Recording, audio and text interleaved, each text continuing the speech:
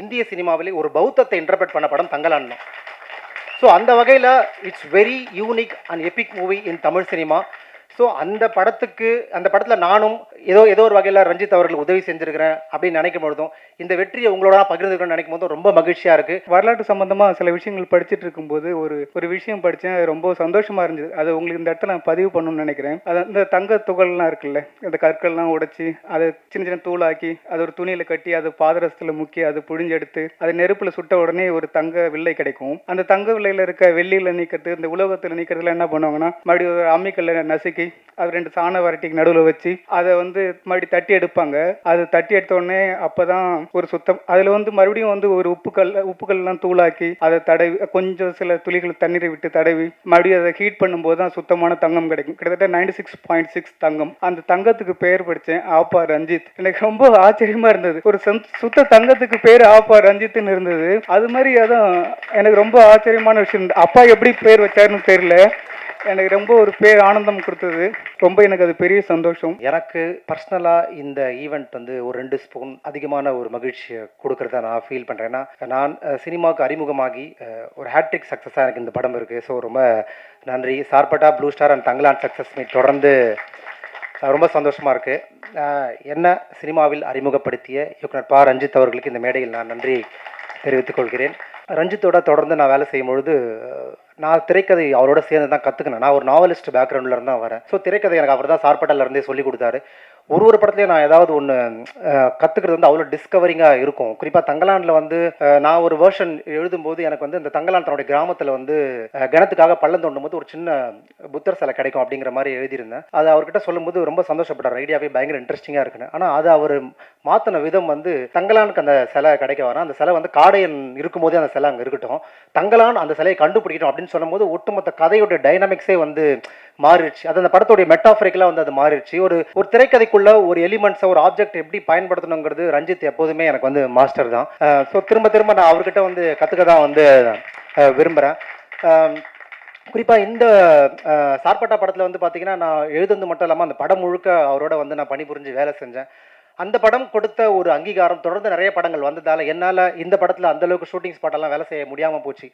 அப்படி இருந்த சில நேரங்களில் நான் ஷூட்டிங் ஸ்பாட்டுக்கு வரும்போது எனக்கு ரொம்ப ஏன் மனிதர்கள் ஒரு படம் வெற்றி அடையணும், அதுக்கே இவ்வளோ கடினமான வழியை தேர்ந்தெடுக்கணும் அப்படின்னு எனக்கு தோணும் பொழுது தோணிட்டே இருந்தது. இங்கே இருக்கிற திரைக்கலைஞர்கள் அவ்வளோ அதுக்கு எஃபர்ட் போடும்போது அப்போ திரும்ப எனக்கு ஒன்று தான் தோணுச்சு, ஏதோ ஒரு வகையில் பார்வையாளர்களை நம்ம அடுத்த கட்டத்தை நகர்த்தி கொண்டு போயிட முடியுமா தன்னுடைய கலையின் வழியாக. அப்படித்தான் இந்த நடிகர்களும் இயக்குனரும் இந்த கதையை தேர்ந்தெடுத்தது தான். அப்படி தான் நான் பார்க்குறேன். ஏன் இன்னைக்கு இருக்க ட்ரெண்ட் படி ஒரு படத்தை எடுத்துகிட்டு ஏன் போகக்கூடாது, ஏன் ஒரு ஹீரோ அந்த கதையை சூஸ் பண்ணக்கூடாது, ஒரு எலிவேட் பண்ணணும் ஆடியன்ஸ் த்ரூ த ஆர்ட் மூலமானு சொல்லிட்டு அவங்க பண்ணாங்க. அது சக்ஸஸ்ஃபுல்லாக பண்ணியிருக்காங்க. அதுக்கு சாட்சி தான் இந்த மேடை. ஸோ அது திரும்ப நான் யோசிச்சுட்டே இருந்தேன் அப்பப்போ அந்த ஷூட்டிங் ஸ்பாட்டுக்கு வரும்போதெல்லாம். குறிப்பாக எனக்கு விக்ரம் சார், நான் அந்த மேடையில் சொன்னேன், அவர் அப்போ இல்லை சார், நான் சினிமாவில் போய் பார்த்த முதல் படம் கேஷ்னோ தியேட்டரில் மீரா படம் பார்த்தேன் நான் ஆக்சுவலாக. ஸோ அதுக்கப்புறம் ஏதோ ஒரு சின்ன பையன் முதல் முறை பார்த்த சினிமா மீரா. அதுக்கப்புறம் திரும்ப எனக்கு அவரோட நல்ல ஒரு ஞாபகம் இருக்குது. ராவணன் படத்துக்கு பிகைன் ரூட்ஸில் ஒரு கூட்டம் வச்சாங்க. நீங்கள் சியான் சார் சந்தித்து நீங்கள் பேசலாம், உங்களுடைய கருத்துக்களை சொல்லலாம்னு சொல்லிட்டு. ஸோ எல்லாரும் தங்களுடைய கருத்துக்கள்லாம் சொன்னாங்க. நான் கொஞ்சம் அந்த படத்தை பற்றி அப்படி இப்படின்னு சொன்னேன். ஸோ எல்லாரும் ஃபோட்டோ எடுக்கும்போது எனக்கு கிட்ட போகிறதே கொஞ்சம் அப்படியே தயக்கமாக இருந்தது. அவர் தோல் மேலே கை போட்டு என்ன பண்ணுறீங்க அப்படின்னு கேட்டார். சார் ஒரு பிபிஓவில் நைட் ஷிஃப்ட் வேலை செய்கிறேன் சார், நீங்கள் இருக்க வேண்டிய இடம் சினிமா தான் சொன்னார். ஆக்சுவலாக எப்பவுமே ஞாபகம் இருக்குது எனக்கு. ரொம்ப நன்றி சார். அந்த ஃபோட்டோ என்னோடய ஃபேஸ்புக்லேயுமே ஆக்சுவலாக இருக்குது, அவரோட நான் இப்போ எடுத்த ஃபோட்டோ. ஸோ இந்த இந்த இந்த சக்ஸஸ் நான் ரொம்ப ஏன் முக்கியமாக பார்க்குறேன் அப்படின்னா, இப்போ இந்த படம் என்ன பேசுது, திரைக்கதை சார்ந்து, வசனம் சார்ந்து, நிறைய குறியீடுகள் சார்ந்து இங்கே இருக்கிற நானோ இல்லை இதை இயக்குனரோ நடிகர்களோ யாரும் சொல்ல வேணாம்னு நினைக்கிறேன். ஏன்னா அவ்வளோ இன்டர்பிரேஷன் இன்றைக்கி மக்கள் பண்ண ஆரம்பிச்சிட்டாங்க இந்த படத்தை பற்றி. அவங்க இந்த படத்தை பற்றி புரிஞ்சிக்க ஆரம்பிக்கிறாங்க. அப்போ இந்த படத்தை பற்றி நாங்கள் நிறையா பேசுகிறத விட அவங்க சொல்கிறதன் வழியாகத்தான் பல்வேறு பரிமாணங்கள் இந்த படத்துக்கு கிடைக்கும்னு நினைக்கிறேன். ஆனால் ஒரே ஒரு விஷயம் மட்டும் நான் இந்த மேடையில் சொல்லணும்னு நினைக்கிறேன். என்னன்னா, இந்த படம் ரஞ்சித் ஒரு ஏன் கேம் சேஞ்சர் நம்ம சொல்கிறோம், ஏன் ஒரு பாத் பிரேக்கர் அப்படின்னு சொல்கிறோன்னா, இந்த படம் அதுக்கு மிக முக்கியமான காரணமாக நான் பார்க்குறேன். ஏனென்றால் பொதுவாகவே தமிழ் சூழலில், தமிழ் இலக்கியங்களில் என்ன பண்ணுவாங்கன்னா, புராண இதிகாசங்களை, குறிப்பாக இந்து மத புராணங்களை த்ரூ த ஆர்ட் இன்டர்பிரட் பண்ணுவாங்க. இப்போ இலக்கியத்தில் பார்த்தீங்கன்னா, புதுமைப்பித்தன் காலத்திலேருந்து பார்த்தீங்கன்னா அகலிக்கை, சாப விமோசனம் அப்படின்னு சொல்லிட்டு சிறுகதைகள் வழியாக பண்ணியிருக்காரு. எம்பி வெங்கட்ராமன் பார்த்தீங்கன்னா நித்திய கண்ணி அப்படிங்கிற ஒரு நாவல் எழுதியிருக்காரு. இப்போ ஜெயமோகன் பார்த்தீங்கன்னா வெண்முரசு அப்படின்னு சொல்லிட்டு எழுதுறாரு. எஸ் ராமகிருஷ்ணன் உபபாண்டவன் எழுதுறாரு. இது எல்லாமே அவங்களாம் என்ன பண்ணுறாங்கன்னா, இந்து மதத்தினுடைய ஒரு ஒரு எபிக்னஸ் வந்து இன்டர்பிரட் பண்ணுறாங்க. அந்த மதத்தை ஏதோ ஒரு வகையில் ஆர்ட் வழியாக அவங்க கொண்டு வந்துட்டே இருக்காங்க. ஆனால் சினிமாவில் அது அந்த அளவுக்கு வந்துச்சான்னு கேட்டிங்கன்னா இல்லை. ஆரம்பத்தில் அப்படியே புராணமாகவே எடுத்தாங்க. ரொம்ப லேட்டாக தான் அது இன்டர்பிரட் பண்ண ஆரம்பித்தாங்க. நான் என்னோட நினைவில் இருந்து சொல்கிறேன். அப்படி சொல்லணும்னா வந்து தளபதி படத்தை சொல்லலாம். தளபதியில் வந்து அந்த மகாபாரதத்தை இன்டர்பிரட் பண்ணியிருந்தாங்க. அப்புறம் ராவணனில் வந்து மணிரத்னம் வந்து அதை பண்ணியிருப்பார். அதுக்கப்புறம் வந்து பார்த்தீங்கன்னா காலாவில் வந்து ரஞ்சித் வந்து பண்ணியிருப்பார். அப்புறம் வந்து இப்போ சமயமாக பேரடைஸ்னு ஒரு படம் வந்து, இந்த படங்கள் எல்லாமே இந்த ஹிந்து ரிலீஜியன்ஸை, ஹிந்துவோடைய பேக்ரவுண்டை வந்து அவ்வளோ இன்டர்பிரட் பண்ணியிருக்கும். ஆனால் முதல் முறையாக இந்திய சினிமாவிலே ஒரு பௌத்தத்தை இன்டர்பிரட் பண்ண படம் தங்கலான் தான். ஸோ அந்த வகையில் it's very unique and Epic movie in Tamil cinema. So அந்த படத்தில் நானும் ஏதோ ஒரு வகையில் ரஞ்சித் அவர்களுக்கு உதவி செஞ்சுருக்கிறேன் அப்படின்னு நினைக்கும் பொழுதும், இந்த வெற்றியை உங்களோட பகிர்ந்துக்கிறேன்னு நினைக்கும் போதும் ரொம்ப மகிழ்ச்சியாக இருக்குது. மேடையில் இருக்க திரைக்கலைஞர்களுக்கு எல்லாருக்கும் என்னுடைய வாழ்த்துக்களை தெரிவித்துக் கொள்கிறேன். குறிப்பாக அண்ணன் அழகிய பெரியவன் அவர்களோட ஒர்க் பண்ணும்போது எனக்கு வந்து நான் படித்து வளர்ந்த ஒரு எழுத்தாளர் அவர். ஸோ அவரோட குறிப்பாக இந்த டயலக்ட், இந்த ஸ்லாங் வந்து, ஏன்னா தமிழ் சினிமாவில் இது வரைக்கும் பதியப்படாத ஒரு வட்டார வழக்கு இது. நீங்கள் சென்னை, மதுரை, திருநெல்வேலி, என்னென்ன கோயம்புத்தூர் எல்லாமே வந்திருக்கு. இது ரொம்ப நுட்பமான ஒரு வேலூர் மாவட்டத்தில் வட்டார மொழி. அதனால இதை புரிஞ்சுக்கிறதுக்கு நமக்கு சிரமமாக இருக்குது அப்படின்லாம் சொல்கிறாங்க. அதை தாண்டி இந்த படத்துடைய வசனம் மக்கள்கிட்ட போய் சேர்ந்திருக்கு. ஸோ தொடர்ந்து நீங்கள் ஊடகங்கள் எங்களுக்கு ஆதரவு தரணும் என சொல்லி இந்த மேடைக்கு வாய்ப்பளித்த இயக்குனர் ரஞ்சித் அவர்களுக்கும் படக்குழுவினருக்கும் என்னோட நன்றியை தெரிவித்துக்கிறேன். நன்றி. தேங்க்யூ. உங்கள் அனைவரது பேரன்புக்கும் வாழ்த்துக்களுக்கும் பெரும் நன்றி. எனது சகோதரர் பா ரஞ்சித் அவர்களுக்கு பெரிய நன்றி நான் தெரிவித்துக் கொள்கின்றேன்.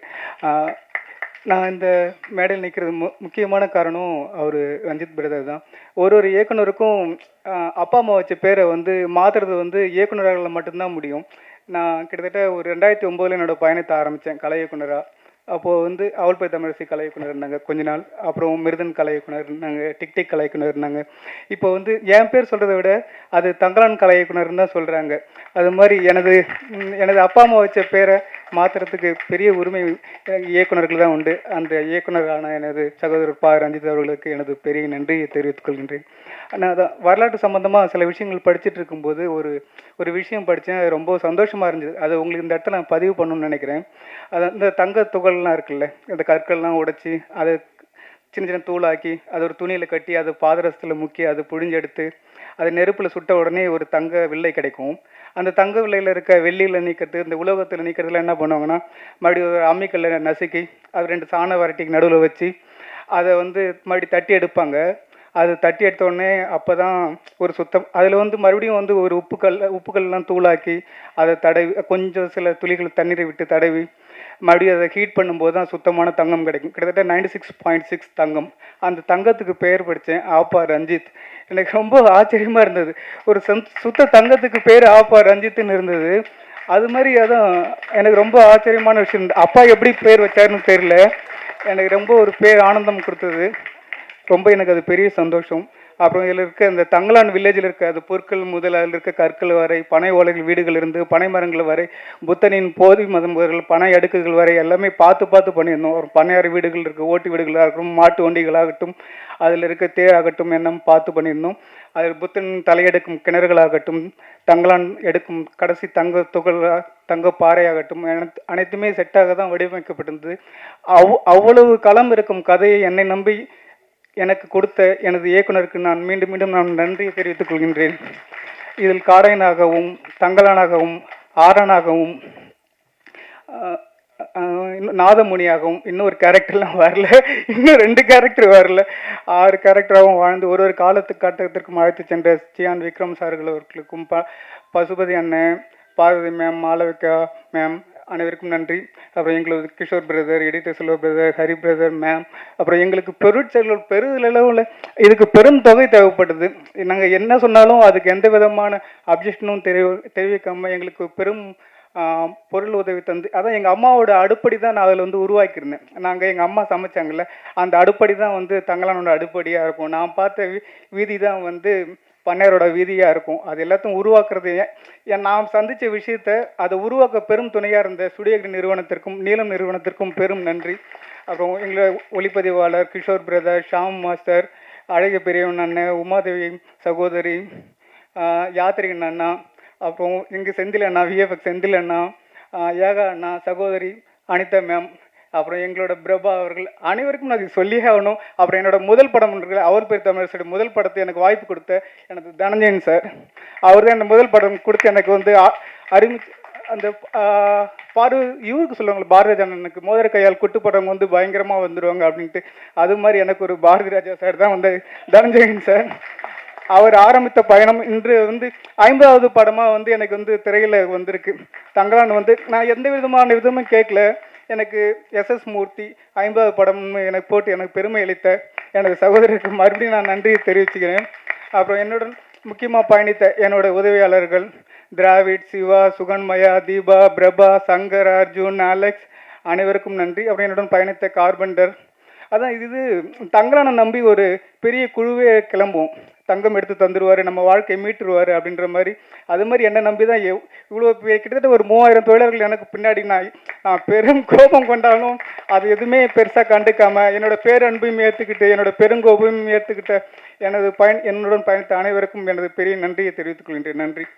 பத்திரிகை ஊடக நண்பர்கள், திரைக்கலைஞர்கள் அனைவருக்கும் வணக்கம். வெற்றி விழா ரொம்ப சந்தோஷமாக இருக்குது. இது நிகழும் அப்படின்றத ஆடியோ லான்ச்லேயே எல்லாருமே வந்து பதிவு பண்ணியிருந்தோம். எல்லாரோட உழைப்புமே இன்றைக்கி அங்கீகரிக்கப்படும் போது அது இன்னும் நெகிழ்வாக நாங்கள் உணர்கிறோம். இந்த திரைப்படத்தில் தாபப்பூ, மாயநதி, வீரதுரந்தரா, ஊட்டாத தாயின் கணக்கென்ற பால் போல் அப்படின்னு கவிதைகளாக என்னுடைய பாடல்கள் பதிவு செய்யப்பட்ட இடத்துல வட்டார வழக்கில் பதிவு செய்யக்கூடிய ஒரு அழகான தருணத்தை எனக்கு ஏற்படுத்தி கொடுத்தாரு இயக்குனர் ரஞ்சித் சாருக்கு ரொம்ப நன்றி. வரலாறு அப்படின்ற பேரில் இன்னைக்கு வரைக்குமே மன்னர்களை தான் போற்றி போற்றி படங்கள் வந்துட்டு இருக்குது. வரலாறு அப்படின்றது எளிய மக்களுடைய வலிகளையும் துயரங்களையும் கொண்டாட்டங்களையும் வெற்றியையும் போற்றக்கூடியதா வெளிப்படுத்தக்கூடியதா கொண்டு வந்திருக்கக்கூடிய தங்கலானில் 2 பாடல்களுமே வெற்றி அடைஞ்சிருக்கு. அறுவடை பாடல் அதை எழுதின அந்த தருணம் வந்து ரொம்ப ஸ்பெஷல் எனக்கு. ரஞ்சித் சாரோட அவரோட வேலை செஞ்ச எல்லா படங்கள்லையுமே டியூன் கொடுத்து தான் நான் பண்ணியிருக்கிறேன். ஜிவி சாரோட அலுவலகத்தில் ரெக்கார்டிங் சென்டரில் அங்கே உட்காந்து ரஞ்சித் சார், ஜிவி சார், மதிச்சியம் பாலா, சுகந்தி இவங்களோட சேர்ந்து வந்து பண்ண முதல் பாடல் எனக்கு. அதுவும் வந்து உரையாடல் வடிவத்தில் வந்து அந்த பாடல் இருந்தது. இதை விட மட்டற்ற மகிழ்ச்சி என்னென்னா அந்த பாடலோட தொகையை ரவச்சியான் சார் வந்து பாடியிருக்கிறாரு. அது பெருமகிழ்ச்சி எனக்கு. இதில் வந்து மீந்த கூழ் அப்படின்ற அந்த சொல்ல நீங்கள் கவனிச்சிருந்தீங்கன்னா என்னுடைய பாடல்களில் பெரும்பாலும் இலக்கியத்தில் இருந்து புதிய சொற்களை வந்து பயன்படுத்தணும் அப்படின்னு நினைக்கிறதும் இல்லை புதிய சொல்லை வந்து உருவாக்கக்கூடிய வளமிக்க மொழி தமிழ் மொழி அப்படின்றதுனால வீரதுரந்தரா அப்படின்றது இலக்கியத்தில் எங்கேயுமே கிடையாது. அது நானே உருவாக்குன ஒரு சொல் தான். அந்த மாதிரி இந்த இடத்துல மீந்த கூழ் அப்படின்ற அந்த சொல்லை வந்து ஏற்கனவே வட்டார வழக்கில் இருக்கக்கூடிய அந்த சொல்லாக வந்து எடுத்து பாடலாக வந்து புனைஞ்சிருக்கிறேன். அதற்கான அந்த ஒரு அழகான சூழலையும் எனக்கு ஏற்படுத்தி கொடுத்துருந்தாரு ஜிவி சாரோட இசை. உண்மையிலேயே டியூனாக அந்த இடத்துல கம்போஸ் பண்ணும்போது அப்போ இருந்ததை விட அது பாடலாக வெளியில் வந்து அது வேற ஒரு வடிவமாக வந்து கொண்டு வந்து அதற்கான வண்ணங்களை பூசி வந்து மெருகேற்றி அழகாக்கி அதை வெற்றி அடைய வச்சுருக்க ஜிவி சாருக்கு இந்த தருணத்தை நான் நன்றியை தெரிவிச்சுக்கிறேன். மினிக்கி பாட்டு மினிக்கி வந்து இன்னைக்கு சக்தி சார் சொன்ன மாதிரி தான் எல்லா இடங்கள்லையுமே தேட்டரில் கூட எழுந்து ஆடக்கூடிய அந்த இடத்துல வந்து நகர்ந்து போயிருக்கு. இது படம் வர்றதுக்கு முன்னாடி மிகப்பெரிய வெற்றியை வந்து அடைஞ்சிது இந்த பாட்டு. இந்த பாட்டுமே எனக்கு வந்து ரொம்ப முக்கியமானதாக பார்க்குறேன். தாத்தோட்டம் அப்படின்ற சொல்லு, இன்னும் சொக்கா அப்படின்றது, தவுளுண்டு அப்படின்றது, மிரளுது அப்படின்றது, இது எல்லாமே ஒரு இலக்கிய வடிவங்களை எப்படி பேச்சு வடிவமாக இருக்குது அப்படின்றத அது அதுவாகவே வந்து சொல்லணும் அப்படின்ற அந்த ஒரு கண்ணோட்டத்தோடு தான் இந்த பாடலை வந்து அணுகுணமே. அப்படி தான் மினிக்கி வந்து வெற்றி பெற்றது. மேனா மினிக்கி அப்படின்னு சொல்லி இன்றைக்கி வரைக்கும் வழக்கில் இருக்கிறது. பொதுவாக அது பெண்களை வந்து சொல்லக்கூடியதாக இருக்கும். மேனா மினிக்கி அப்படின்றது ஒரு வஞ்ச புகழ்ச்சியாக தான் வந்து சொல்லிட்டு இருந்தோம். ஆனால் இன்றைக்கி அது புகழ்ச்சியாகவே வந்து கொண்டாடப்பட்டு இருக்குது. அந்த விதத்தில் ரொம்ப மகிழ்ச்சி அடைகிறேன். இந்த பாடலோட நீங்கள் பார்க்கும்போது தெரிஞ்சிருக்கும் அது பேசக்கூடிய விஷயம், அந்த பாடல் வரக்கூடிய இடம்லாம் ரொம்ப எமோஷ்னலாக எனக்கு இருந்தது சார். ரொம்ப நன்றி. தொடக்கத்திலிருந்தே பெண்களுடைய விடுதலை அப்படின்றது வெவ்வேறு வடிவங்களில் இருந்திருக்கு. அந்த சூழல், அந்த சமூகம், அதுதான் வந்து தீர்மானிக்குது எது விடுதலை, எதை நோக்கி நகரணும் அப்படின்றது. அந்த விதத்தில் பார்த்தோன்னா தொடக்கத்திலேருந்து பெண்கள் வந்து போராடிக்கிட்டே தான் இருந்திருக்கிறாங்க. இந்த பாடலை வந்து ஒரு ரவிக்கை மேல் சட்டை அணியக்கூடிய ஒரு விடுதலையாக அவருடைய கொண்டாட்டமாக வந்து இந்த பாடல் அமைஞ்சிருக்குது. தொடக்கத்திலிருந்தே எப்போ வந்து ஔவையார் அவளுடைய பாடலில் சொன்ன மாதிரி நாடா கொன்றா காடா கொன்றா அவளா கொன்றா மிசையா கொன்றா எவ்வழி நல்லவர் ஆடவர் அவ்வழி நல்லை வாழிய நிலனை அப்படின்ற அந்த கவிதை வந்து புறநானூரில் வருது. காடாக இருந்தாலும் நாடாக இருந்தாலும் மேடாக இருந்தாலும் பள்ளமாக இருந்தாலும் அந்த நிலத்தை யார் ஆட்சி செய்கிறார்களோ அந்த அளவிற்கு தான் அந்த நிலம் வளமானதா வளமற்றதா அப்படின்றத சங்ககால ஔவை சொன்ன அதுதான். அப்படிதான் தங்களான் அந்த மக்களை வழிநடத்தி கொண்டுட்டு போகிற ஒரு தலைவனாக வந்து இருக்கிறான். அந்த ஔவையிலிருந்து பக்குடுக்கை நக்கண்ணையார்லேருந்து அக்கமகாதேவி, செங்கோட்டை ஆவுடையக்கால், உத்திரநல்லூர் நங்கை அப்படின்னு பெண்களோட விடுதலை நாங்கிலி வரைக்கும் அவர்களுடைய ஏக்கங்களையும் கனவுகளையும் நிறைவேற்றிய ஒரு பாடலாக, கொண்டாட்டத்துக்கான ஒரு பாடலாக அந்த பெண்கள் அத்தனை பேருக்குமே இந்த பாடலை நான் சமர்ப்பணம் செய்கிறேன்.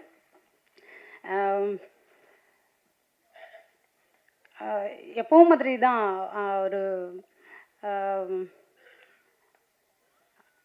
நம்ம நிறைய விமர்சனங்கள் வந்துட்டு தான் இருக்குது. அதையெல்லாம் புறந்தள்ளி இன்றைக்கி அது வெற்றிக்கானதாக அதை நம்ம மாற்றிருக்கிறோம்.